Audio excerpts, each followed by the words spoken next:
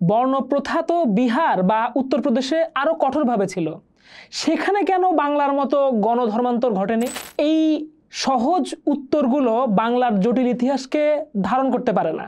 আবার এটাও দেখা যায় যে যেখানে মুসলমান শাসকদের কেন্দ্র দিল্লি অথবা আগ্রা, সেইখানে কিন্তু মুসলমানের সংখ্যা খুব বেশি নেই। অনেক দূর দূরান্ত থেকে মুসাফিররা বা যে কোনো আশ্রয়হীন সে বুঝতে পারে যে ওখানে একটা খানকা আছে, একটা দরগা আছে, সেইখানে গিয়ে কিন্তু সে তার খাদ্যের সংস্থান, বাসস্থান, কিছু সময়ের জন্য সে নিরাপত্তা লাভ করতে পারে।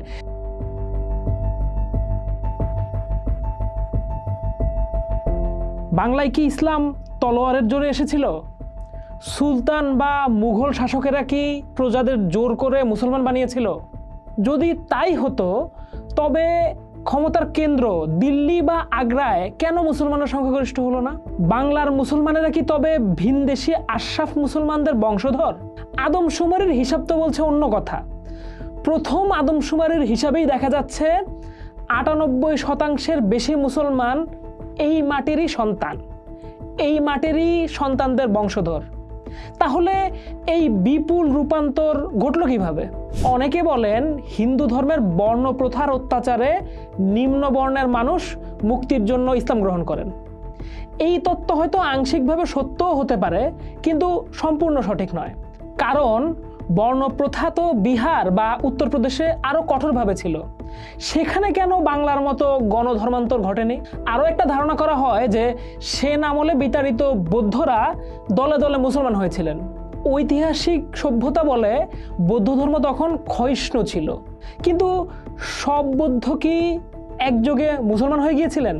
গবেষণা বলছে গল্পটা আরও গভীরে। এই সহজ উত্তরগুলো বাংলার জটিল ইতিহাসকে ধারণ করতে পারে না। আসল কারণ খুঁজতে হলে তলোয়ার বা শাস্ত্রের চাইতেও গভীর কোনো জায়গায় যেতে হবে বাংলার নদী, পলিমাটি আর মানুষের হৃদয়ের কাছে।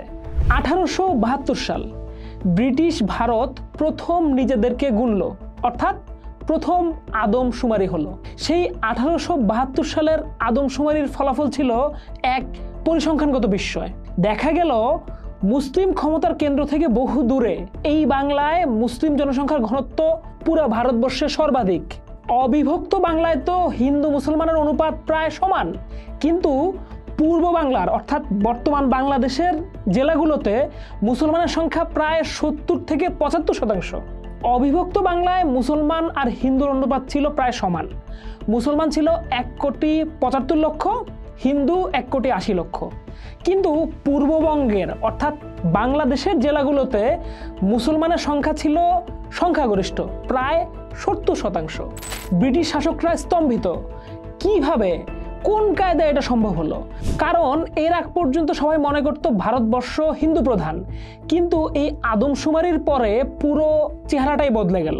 আর এই বদলে যাওয়া চেহারাই পরবর্তীতে ১৯৪৭ সালে দেশভাগকেও নানাভাবে প্রভাবিত করে।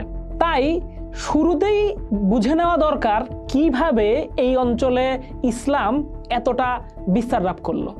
ঔপনিবেশিক শাসকেরা প্রথমে এর কারণ হিসাবে তরবারির জলে ধর্মান্তর বা আরব রক্তের ধারা এই ধরনের তত্ত্ব দিলেও সেই আদমশুমারিতেই দেখা যায় বাংলার ৯৮%-এরও বেশি মুসলমান স্থানীয় হিন্দু জনগোষ্ঠীর বংশধর। আবার এটাও দেখা যায় যে যেখানে মুসলমান শাসকদের কেন্দ্র দিল্লি অথবা আগ্রা, সেইখানে কিন্তু মুসলমানের সংখ্যা খুব বেশি নেই। যদি তরবারির জোরেই ইসলামকে প্রচার করা হতো তাহলে তো মুঘলদের মূল শাসনের এলাকার আশেপাশেই, রাজধানীর আশেপাশেই মুসলমান বেশি পাওয়ার কথা। প্রশ্ন হলো বাংলায় এই বিপুল ধর্মান্তর ঘটলো কিভাবে? কারা ঘটালো এই নীরব বিপ্লব? উত্তর লুকিয়ে আছে ৩টা যুগান্তকারী তত্ত্বে। আজকে আমরা সেই তত্ত্বগুলো নিয়েই আলাপ করব। এই ঐতিহাসিক ধাঁধার সমাধানে গবেষক অসীম রায়, রিচার্ড ইটন এবং বাংলাদেশের আকবর আলী খানের যুগান্তকারী তত্ত্বগুলো এক নতুন দিগন্ত উন্মোচন করে, যা ভূগোল, অর্থনীতি, সমাজ ও সংস্কৃতিকে এক সুতায় বাঁধে। ঐতিহাসিক অসীম রায় দেখালেন একটা নতুন পথ। তিনি বললেন বাংলায় ইসলাম প্রচারের নায়ক কোনো সেনাপতি নন, এই নায়ক হলেন বাংলার পীরেরা। কিন্তু এই পীরেরা ভারতের অন্যান্য অঞ্চলের, যেমন ধরেন উত্তর ভারতের আধ্যাত্মিক গুরুদের মতো ছিলেন না। তারা একই সাথে ছিলেন দেবতা, বীর এবং কৃষক নেতা। তারা সত্য পীর হয়ে রোগ শোক থেকে রক্ষা করতেন। তারা আবার মানিক পীর হয়ে গবাদি পশুর রাখাল হতেন। সুন্দরবনের বাঘের মুখে তারা হয়ে উঠতেন রক্ষাকর্তা, গাজীর পীর। এই পীরেরা স্থানীয় দেবদেবীদের শূন্যস্থান পূরণ করেছিলেন। মানুষ দেখলো তাদের পুরানো বিশ্বাসগুলোই এক নতুন এবং আরও শক্তিশালী রূপে ফিরে এসেছে। তাই এটি ছিল না কোনো আকস্মিক ধর্মান্তর, এটা ছিল বিশ্বাস ও সংস্কৃতির একটা মসৃণ লেনদেন। মানুষ কিন্তু বলতো না যে আমি ধর্ম বদলেছি, তারা বলতো আমি পীরের দাওয়াত নিয়েছি। এইখানে অসীম রায়ের তত্ত্বকে আরেকটু সামনের দিকে এগিয়ে নিয়ে যান বিখ্যাত গবেষক রিচার্ড ইটন। তিনি এই গল্পে যুক্ত করলেন ভূগোল আর অর্থনীতিকে। তার তত্ত্বের কেন্দ্র ছিল বাংলার সক্রিয় বদ্বীপ। ত্রয়োদশ থেকে অষ্টাদশ শতকে গঙ্গা ব্রহ্মপুত্রের স্রোত পূর্ব দিকে সরে যাচ্ছিল। জেগে উঠেছিল নতুন নতুন চর, জঙ্গল আর উর্বর জমি, বিশেষ করে ভাটি বাংলায়, বরিশাল, নোয়াখালী, চট্টগ্রামে। এই নতুন সীমান্ত ছিল সম্ভাবনাময় কিন্তু বিপদসংকুল, কারণ এলাকাটা ছিল ঘন জঙ্গল, হিংস্র পশু আর রোগ ব্যাধিতে ভরা। এই জঙ্গলকে আবাদে পরিণত করতে প্রয়োজন ছিল নেতৃত্ব আর নৈতিক প্রণোদনা। সেই নেতৃত্ব দিলেন এক বিশেষ শ্রেণীর পীর। ইটন তাদের নাম দিয়েছেন উদ্যোক্তা পীর বা এন্টারপ্রেনার পীর। তারা কেবল ধর্ম প্রচার করেননি, তারা ছিলেন সত্যিকারের সংগঠক ও ভূমি উন্নয়নকারী। শাসকদের থেকে ওয়াকফ বা করমুক্ত জমি নিয়ে তারা জঙ্গল পরিষ্কারের নেতৃত্ব দিতেন। তাদের ঘিরে গড়ে উঠত একটি স্বয়ংসম্পূর্ণ জগৎ, একটি মসজিদ, একটি দিঘি আর বিস্তীর্ণ আবাদি জমি। মানুষকে তারা শুধু পরকালের মুক্তি দেননি, দিয়েছিলেন ইহকালের জন্য জমি, খাদ্য আর নিরাপত্তা। এই পার্থিব প্রণোদনা ছিল একটা অমোঘ আকর্ষণ। পরিসংখ্যান বলে এই সময়ে পূর্ব বাংলায় প্রায় 1.25 কোটি একর নতুন জমি আবাদ হয়, যার বেশিরভাগই ছিল এই পীর নেতৃত্বাধীন মুসলিম বসতি। অর্থাৎ ব্যাপারটা একটু বুঝতে হবে, ভারতের বিভিন্ন অঞ্চলে অনেক শক্তিশালী পীরদের আবাস ছিল, কিন্তু সেই পীরেরা তার মুরিদদেরকে বা অনুসারীদেরকে বা যাদেরকে তারা কনভার্ট করতে চায় তাদেরকে শুধু তত্ত্বগত প্রণোদনায় দিতেন, আধ্যাত্মিক প্রণোদনায় দিতেন, দুঃখ কষ্টে পাশে থাকতেন। কিন্তু বাংলা অঞ্চলে এটার ব্যতিক্রমটা যেটা হয়েছে যে নদীগুলোর গতিপথ পরিবর্তন হয়ে যাওয়ার কারণে চট্টগ্রাম, নোয়াখালী অঞ্চলে যে জঙ্গল এলাকা তৈরি হয় সেইখানে দেখা যায় বাংলাদেশেরই উপরের অঞ্চলের অর্থাৎ উত্তরবঙ্গের বা আজকে পশ্চিমবঙ্গের বিভিন্ন এলাকার মানুষদের যাদের ভিটে মাটি নদীতে বিলীন হয়ে যায় তারা এইখানে এসে বসতি স্থাপন করতে চায়। এই বসতি স্থাপন করাটা সহজ ছিল না, তাদেরকে এই বসতি স্থাপন করার জন্য পীরদের সাহায্য নিতে হয়েছিল। পীররা তাদেরকে জঙ্গল পরিষ্কার করা, কৃষিকাজে জড়িত করা, বিভিন্ন কাজে যুক্ত করেন, যেটাকে ইটন বলছেন এন্টারপ্রেনার পীর। অর্থাৎ তারা শুধু তাদেরকে আধ্যাত্মিকতা, পরলৌকিকতা, কিভাবে নামাজ পড়বে সেটাই শিখায় নাই, তাদেরকে জীবন কিভাবে যাপন করতে হবে এই সব কিছু শিখাইছে। এর কারণে এই সবগুলো মানুষ পীরের প্রতি আকৃষ্ট হয়ে তারা কনভার্ট হয়ে গেছে।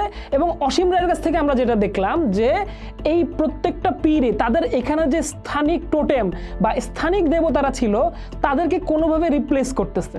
ফলে তাদেরকে এটাও মনে হয় না যে তারা পুরাতন ধর্মকে ছেড়ে আসতেছে। এর সাথে সাথে আরও একটা গুরুত্বপূর্ণ নোট যুক্ত করেন আকবর আলী খান। তিনি দেন রৈখিক গ্রাম তত্ত্ব। ডক্টর আকবর আলী খান মূলত এই দুইজনের তত্ত্বটাকে একসাথে করে দেখালেন। তিনি তুলে ধরলেন বাংলার গ্রামের গঠনশৈলী। আমরা জানি ভারতের বেশিরভাগ গ্রামই হচ্ছে কেন্দ্রমুখী, একটা পুকুর বা মন্দিরকে ঘিরে ঘরগুলো পুঞ্জীভূত থাকে, সেখানে সমাজপতি বা পঞ্চায়েত নিয়ন্ত্রণ করে গ্রামগুলোকে। ধর্ম বা সমাজ বদলের চিন্তা সেখানে অসম্ভব। কিন্তু বাংলার গ্রাম ছিল ভিন্ন, নদী বা খালের পাড়ে গড়ে ওঠা রৈখিক বা লম্বাটে গ্রাম। এখানে ঘরগুলো ছাড়া ছাড়া, পাড়াগুলো আলগা, সামাজিক নিয়ন্ত্রণ ছিল অনেক বেশি শিথিল।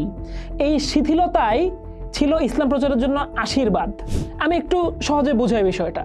ধরেন ভারতের বিভিন্ন অঞ্চল, আপনারা যারা হিন্দি সিনেমা দেখেন তারা দেখবেন যে একটা বড় পুকুরকে ঘিরে বা একটা বড় মন্দিরকে ঘিরে আশেপাশে গ্রামগুলো হয়, অর্থাৎ একটা কেন্দ্রকে ঘিরে বৃত্তের মতো গ্রামটা হয়। এই ধরনের বৃত্ত কেন্দ্রিক গ্রামগুলোতে কেন্দ্রের সাথে বৃত্তের যোগাযোগগুলো থাকে খুবই শক্ত, প্রত্যেকটা মানুষের সাথে প্রত্যেকের দেখা হয়। সাধারণত একটা জলাধারকে কেন্দ্র করেই, যেহেতু বেশিরভাগ জায়গাতেই মিষ্টি পানি পাওয়া যায় না, ওই জলাধারকে কেন্দ্র করেই বসতিগুলো স্থাপন হয়। সেই কারণে দেখা যায় যে ওই জলাধারের উপরে নির্ভরশীল জনগণই সেটার আশেপাশে থাকে। এই কারণে সেখানে একটা স্থায়ী নেতৃত্বের প্রতিষ্ঠা হয়। কিন্তু বাংলা অঞ্চলে আসলে আমরা দেখবো যে এখানে প্রচুর নদী আছে, 700-র উপরে নদী। এখানকার গ্রামগুলো হয় সরল রৈখিক। একটা নদীর পাশে, যেহেতু নদী মিঠা পানির উৎস, তার পাশে লম্বাটে কিছু বাড়ি, তারপর একটু স্পেস, আবার কিছু বাড়ি, এইভাবে এক একটা গ্রাম হয়। এইখানে প্রত্যেকটা বাড়ির সাথে প্রত্যেকটা বাড়ির যোগাযোগ কিন্তু সরাসরি থাকে না। এটার কারণে আমরা যেটা দেখতে পাই যে ধরেন একটা পীর আসছে, যে ভারত অঞ্চলে একজন পীর যদি আসে এবং কোনো একজন সাধারণ মানুষ একটা গ্রাম থেকে ওই পীরের কাছ থেকে শিক্ষা নিয়ে তার গ্রামে গিয়ে প্র্যাকটিস করতে চায়, সেই কেন্দ্রমুখী বা গ্রামে তার পক্ষে এটা খুবই কঠিন। কারণ তার যে পঞ্চায়েত প্রধান, তার যে ধর্মগুরু, তাকে কোনোভাবেই এই সুযোগ দিবে না, তাকে এই গ্রাম থেকে বের করে দিবে। তাহলে এবং যেহেতু জলাধারের অভাব আছে, ফলে তার পক্ষে নতুন একটা জায়গায় গিয়ে বসতি স্থাপন খুব কঠিন হবে, ফলে তার জন্য কনভার্সনটা প্রায় অসম্ভব। কিন্তু বাংলা অঞ্চলে দেখেন, যেহেতু প্রচুর পরিমাণ নদী এবং নদীর পাশের গ্রাম, কেউ যদি পীরের কাছ থেকে একটা দীক্ষা নিয়ে এসে নিজের ঘরে চর্চা করে, আশেপাশের মানুষ হয়তো সেটা জানতেও পারতেছে না। আবার আরেকটা জিনিস গুরুত্বপূর্ণ, এখানে কেন্দ্রমুখী গ্রামগুলোতে দেখা যায় যে পঞ্চায়েত প্রধান শেষ পুরা গ্রামটার নেতৃত্ব দিচ্ছে। কিন্তু আমাদের এখানে লম্বাটে গ্রামগুলোতে 3-4টা ঘর, আবার একটু স্পেস, আবার 3-4টা ঘর। এই 3-4টা ঘরের যে মূল প্রধান, ধরেন একজন পিতা বা একজন দাদা, সে কিন্তু তার যে চর্চাটা সে তার এই ছোট ক্লাস্টারটার ভিতরে করতে পারে। পুরো গ্রাম এটার সাথে জড়িত না হলেও সে কিন্তু ধীরে ধীরে কনভার্ট হয়ে যেতে পারে। এই উপযোগিতাটা শুধুমাত্র বাংলা অঞ্চলেই সম্ভব, অন্য বেশিরভাগ জায়গায় এটা সম্ভব না। তো আমরা যেটা দেখলাম যে একজন ব্যক্তি বা একটা পরিবার সহজেই নতুন কোনো বিশ্বাস নিয়ে এই পদ্ধতিতে চর্চা করতে পারতো, গোটা গ্রামের কড়া নজরদারি তার উপর থাকতো না।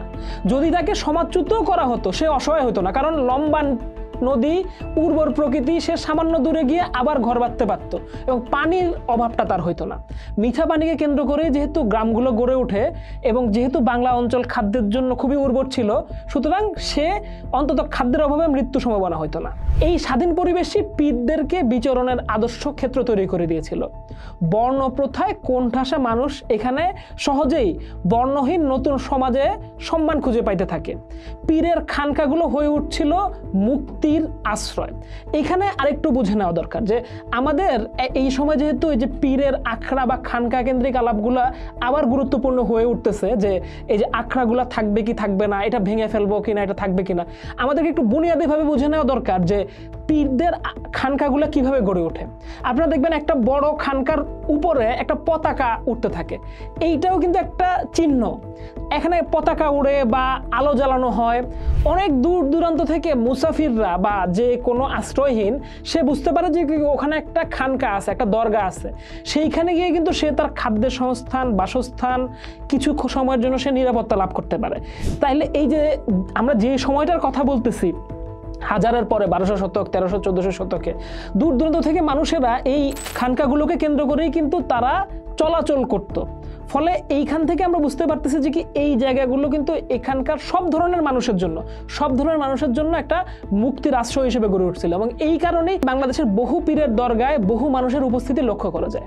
এই তিনটি মূল তত্ত্বের সাথে আরও কিছু স্রোত আছে, যেমন উপকূলীয় বাণিজ্য একটা গুরুত্বপূর্ণ পয়েন্ট। আরব বণিকেরা শত বছর ধরে চট্টগ্রামে যাতায়াত করতেন, তাদের মাধ্যমে ইসলামের সাথে বাংলার এক ধরনের একটা যোগাযোগ তৈরি হয়। মুঘল আমলে রাজস্ব নীতির একটা গুরুত্বপূর্ণ প্রভাব রাখে, কারণ পূর্ব বাংলার নতুন জমিতে করের হার ছিল অনেক কম। পীররা করমুক্ত জমিতে মানুষকে আকর্ষণ করতে পারতেন, এই প্রক্রিয়া আরও গতিশীল হয়। এছাড়া বাংলার শাস্ত্রীয় ভাষার চেয়ে দোভাষী পুঁথি সাহিত্য অনেকটা জনপ্রিয় ছিল। গাজী কালু চম্পাবতীর মতো পালা গানগুলো পীরদের অলৌকিক কাহিনীকে মানুষের মনে গভীরভাবে গেঁথে দিয়েছিল।